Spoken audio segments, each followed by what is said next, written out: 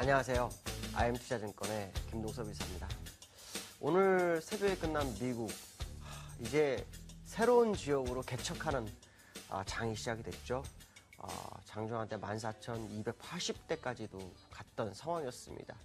2007년도에 14,198포인트보다 100포인트 넘게 올라가는 그런 상승의 모습을 보였었고, 상승폭을 줄였지만 일단 미국 장은 강한 상승세를 진행하고 있습니다.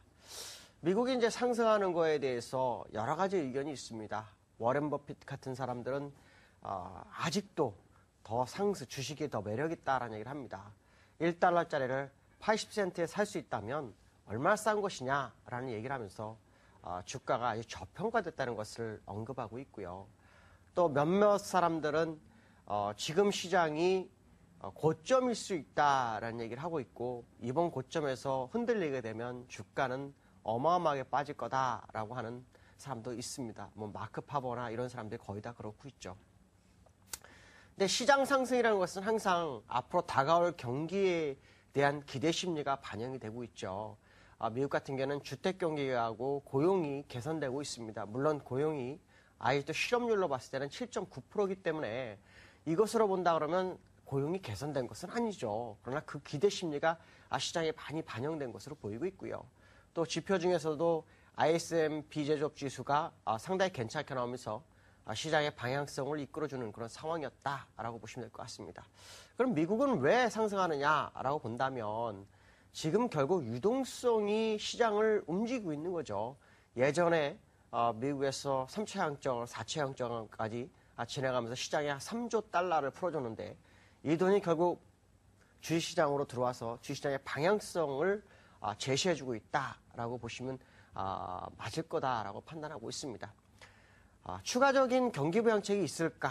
아니면 양적 완화가 종료될까? 이런 궁금증이 아마 있을 것 같은데요. 제가 볼 때는 어쩌면 추가적인 양적 완화가 있을 수 있습니다. 근데 여기서 이제 추가적인 양적 완화라는 것은 추가적 돈을 풀어주는 것이 아니라 기존의 돈을 고여있는 것을 풀어주는 작업을 할 확률이 굉장히 높습니다. 그게 이제 이번 주에 유로존부터 확인해 볼 필요성이 있죠.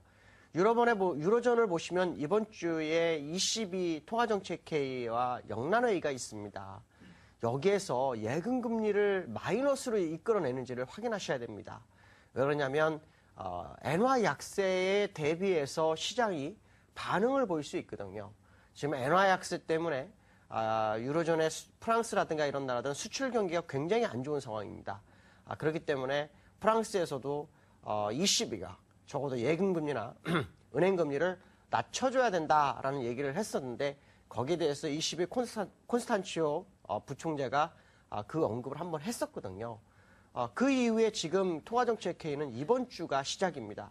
그렇기 때문에 이번 주에 ECB나 영란회에서 만약에 예금금리를 마이너스로 이끌어주는 상황이 발생한다면 미국도 1조 5천억 달러 정도의 연준에 재예치된 돈을 시장에 풀어주기 위한 마이너스 금리로 갈 수 있는 그런 상황이 연출될 수 있다라고 말씀드릴 수 있습니다. 실제로 미국 같은 경우에는 금리를 인상하면서 출구 전략을 만약에 진행한다면 많은 이자를 시장에 지급을 해줘야 되는 불상사가 생기죠. 그렇기 때문에 출구 전략 전에 연준에 있는 돈을 시장으로 풀어주는 작업을 확률이 굉장히 크다라는 생각을 한번 해봐야 될 것 같고요.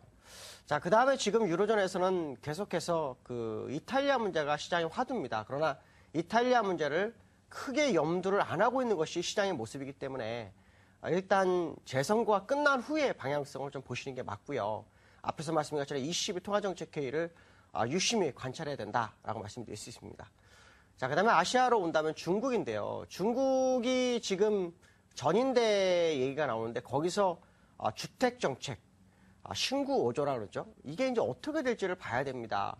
양도세에 대해서 20%를 세금을 매기는 과정이라고 하는데요. 이거는 어떻게 보면은 그 물건을 파는 사람 입장으로서는 20% 손해보지 않고 해서 가격을 올릴 수밖에 없고요. 그러면 사실 실수요자 입장에서는 더 고통이 분담되는 그런 상황이라고 보이기 때문에 이게 좀 쉽지 않을 것이다라고 보여지고 있고, 또 하나는 뭐냐면 그 정책적으로 본다면 7천조 정도를 시장에 풀어서 도시화 작업을 합니다. 그리고 그 GDP 성장률이 8%까지 유지된다면 주택 가격은 당연히 오릅니다. 미국 경우를 보면 주택 가격을 살려놓고 어떻습니까? 고용을 살리고 경기 확장으로 가는데 주택 경기를 낮춰놓는다는 거, 억제한다는 것 자체가 말이 안 되는 거거든요. 아마 그거에 대해서 생각을 했는지 어저께 중국장은 전날 하락분의 많은 부분을 되돌리고 끝나는 모습이었다라고 본다면 중국은 결국 경기 부양책에 힘을 쏟을 확률을 좀 열어두고 보셔야 될 것 같고요. 또 하나 이제 일본을 봐야 되는데 일본에는 이제 구로다 총재가 이제 문제죠. 이 사람이 이제 아베노믹스를 바칠 만한 정책을 내놓을 것인지에 대한 부분인데 할 수 있는 건 한 두세 가지 정도밖에 없죠. 물가 안정을 하기 위한 2% 물가 안정을 위해서 기한을 정하는 방법. 그래서 시장이 거기에 총력을 기울이게 하는 방법이 있고 또 하나는 국채 매입을 하는 방법입니다. 이 두 가지는 사실 예전에도 한번 시행했다가 실패를 했고 또 지금에 있는 BOJ 총재 이번 3월 20일에 바뀌는 사람도 이걸 다 해봤던 겁니다. 그렇다면 시장에서 이제 우려되는 게 하나 뭐냐면 외채 매입이 하나가 있죠. 외채 매입을 하면 엔저가 굉장히 급속도로 가파르게 엔저가 될 확률이 높습니다. 이건 사실 글로벌 모든 그 수장들이 반대하는 부분이거든요. 이게 이제 시장의 화두가 될 확률이 상당히 높습니다. 이제 물론 이거는 4월 달부터 방향성을 확인해야 되겠죠. 어쨌든 이 부분이 이제 일본은 시장의 방향성을 위쪽으로, 주가는 위쪽으로, 엔화도 역시 약세로 이끄는지 안 끄는지가 상당히 중요한 그런 상황이다라고 보시면 될 것 같습니다. 자, 그 다음에 우리나라죠. 우리나라는 어저께 잘 가다가 밀렸죠. 너무 안타까웠던 것은 기관이 상승의 걸림돌이 되는 역할을 하고 있다는 게 전 문제입니다. 전날은 한 3천억 대 이상의 매도가 나오면서 환매 물량이 나왔었고 어제는 선물에서 매도, 그 다음에 어저께 화학주를 물량을 막 던져내면서 주가를 끌어내려는 주범이었거든요. 기관이 사실 애국은 못하더라도 시장에 가는 길을 막지 말아야 한다는 게 제 소신입니다. 그렇다면 기관이 지금 시장에서는 매도가 아니라 매수를 해야 되죠. 전 세계가 최고점을 치고 있는 마당에 여기서 길을 막아서 뭐 하겠습니까? 같이 주가를 끌어올리는 전략을 해야 되고 펀드를 환매하는 사람들도 조바심 내지 말고 버텨주는 전략이 좀 필요하지 않을까.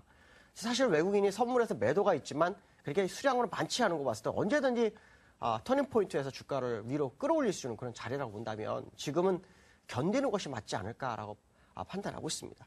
자, 기술적 분석 해보죠. 미국 보시면 다우가 박스권 치고 가는 모습이죠. 자, 이것으로 보면 상당히 좀 강세의 모습이 예상되고 있고 거래량이 없이 가고 있다는 것은 매물이 없다라는 거고 충분히 소화를 했다라는 것을 나타내고 있다라고 보시면 될 것 같습니다.